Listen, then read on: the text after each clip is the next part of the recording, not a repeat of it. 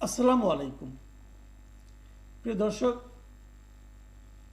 যতই দিন যাচ্ছে আমরা নির্বাচনের দিকে অগ্রসর হচ্ছি, আর যতই আমরা নির্বাচনের দিকে অগ্রসর হচ্ছি ততই যেন দেখছি যে নির্বাচনে যারা অংশ নিচ্ছেন সেই দলগুলোর মধ্যে যে আপনার অভিযোগ, পাল্টা অভিযোগ, অনেকটা আমরা কাদা ছোড়াছুড়ির মতোই মনে করতে পারি।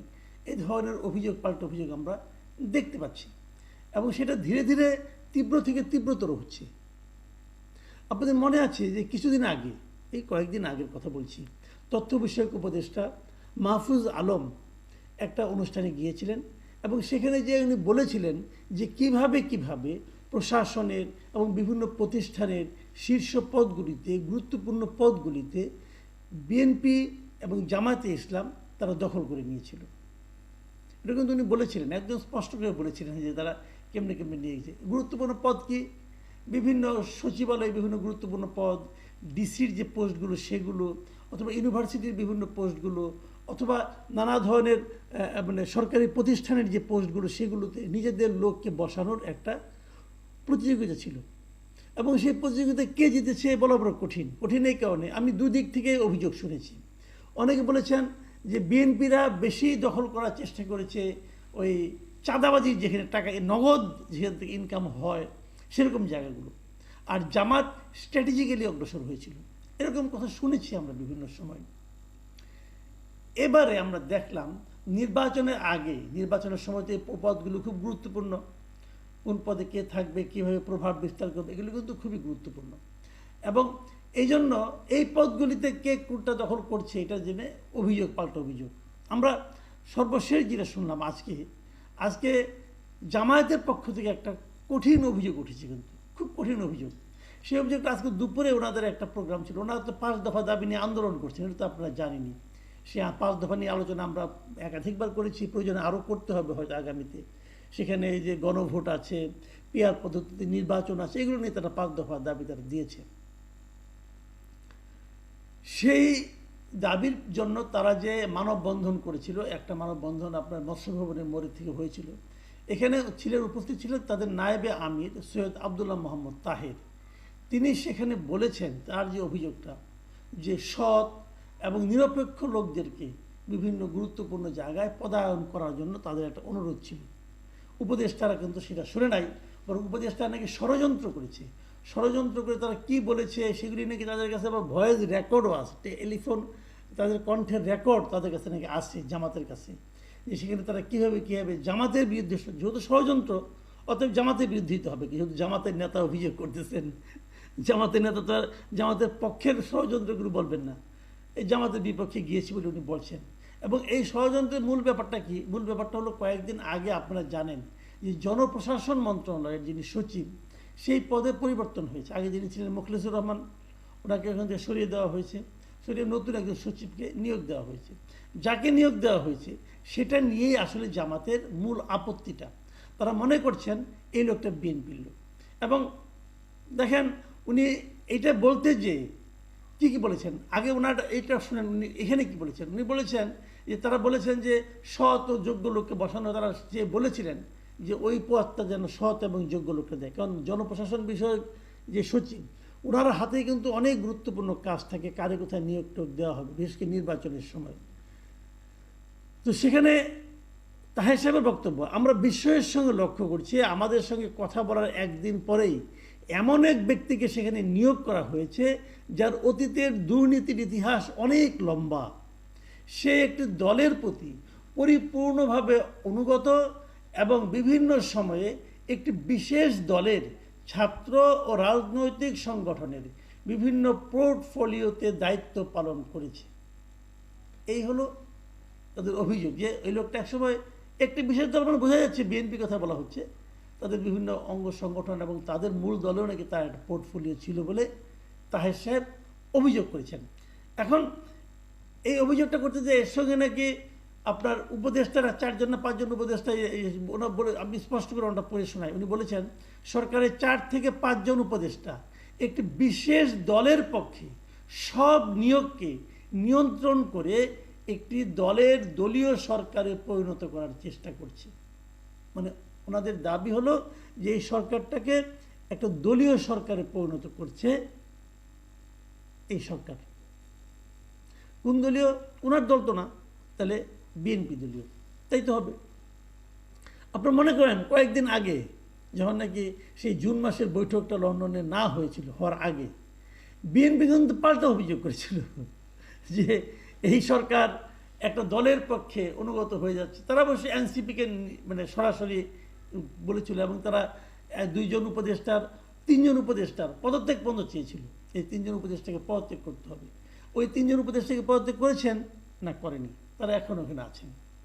তাহলে দাঁড়ালোটা কি? যে একটা সরকার, এই সরকারের নিরপেক্ষতা নিয়ে এখন সবাই প্রশ্ন করছে। জামাত প্রশ্ন করছে, ইসলামী আন্দোলন প্রশ্ন করছে, বিএনপি প্রশ্ন করছে, এনসিপি তো আরও বেশি, ইদানিং তো এনসিপি আরও বেশি বিপ্লবী, তারাও সরকারের উপরে আনহেপি যে সরকার ঠিক মতো চলছে না। তাহলে এই সরকারকে নিরপেক্ষ নির্বাচন কি করে করবে? কারণ এই সরকারটার উপর তো যে রাজনৈতিক দলগুলো অংশ নেবে তাদেরই আস্থা নাই, তারা সবাই তো অভিযোগ করছে। আর যেটা বেসিক কথা তো এখনো বলেই নাই, বেসিক কথা হলো, আচ্ছা আপনারা বলুন, জাতীয় পার্টি কি নির্বাচন করতে পারবে? জাতীয় পার্টিকে এই যে ঐক্যমত্য কমিশন, জাতীয় সংস্কার কমিশন, অমুক তমুক কত কিছু করতেছে, জাতীয় পার্টি, ওয়ার্কার্স পার্টি, জাসদ, এদেরকে কি ডাকা হয়?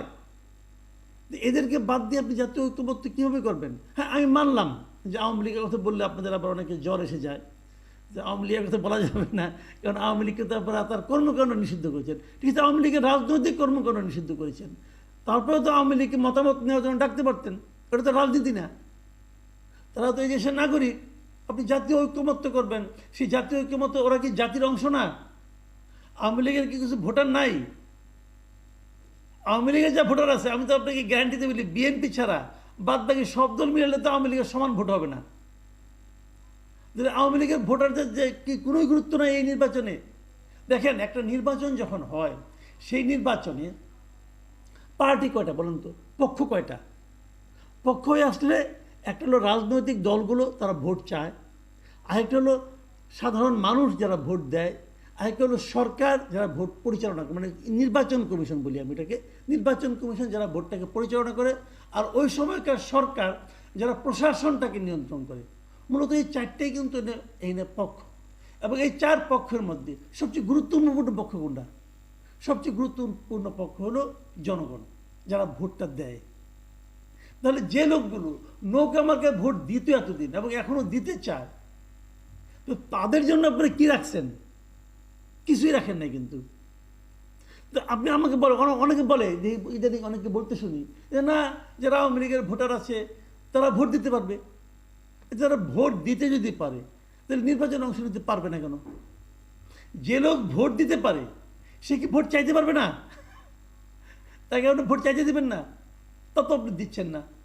আচ্ছা, আরেকটা কথা বলি, ধরা যাক আপনার একটা আইনের মধ্যে আছেন, আইনের বাইরে আমি কিছু বলতে পারবো না, বলবো না, আইনের মধ্যে আছেন যে আওয়ামী লীগের রাজনৈতিক কর্মকাণ্ড আপনারা স্থগিত করছেন।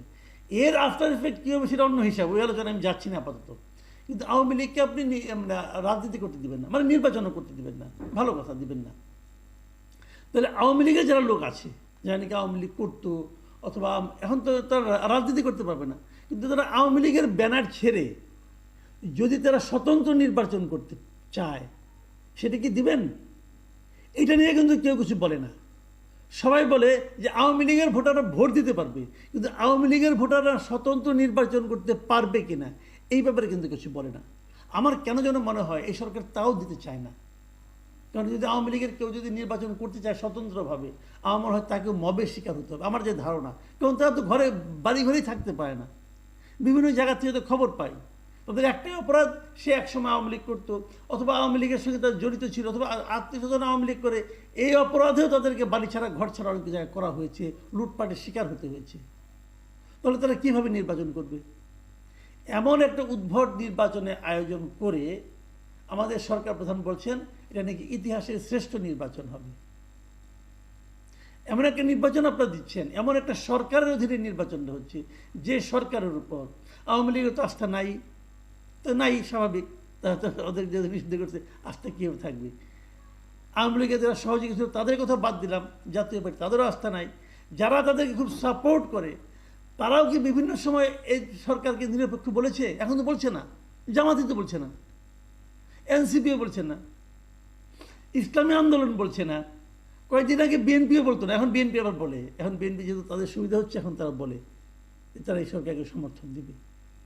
কিন্তু এভাবে যদি হয়, এই সরকারে কি তাহলে শেষ পর্যন্ত একটা অবাধ, নিরপেক্ষ, নির্দলীয় নির্বাচন করার বৈধতা থাকবে? আর আপনারা জানেন এনসিপি এখন তার বিরোধিতা করলেও এটা নাটক কিনা জানি না, একসময় তো এনসিপি গঠনের ক্ষেত্রেও তো এই সরকার প্রধানের ভূমিকা ছিল।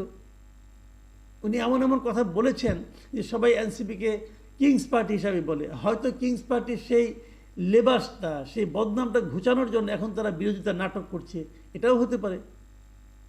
সব মিলিয়ে যে নির্বাচনটা আগামীতে আসতে যাচ্ছে, সেই নির্বাচনটা কতটুকু অবাধ, সুষ্ঠু এবং গ্রহণযোগ্য হবে জাতীয়ভাবে এবং আন্তর্জাতিকভাবে, এটা নিয়ে কিন্তু আমার যথেষ্ট সন্দেহ আছে।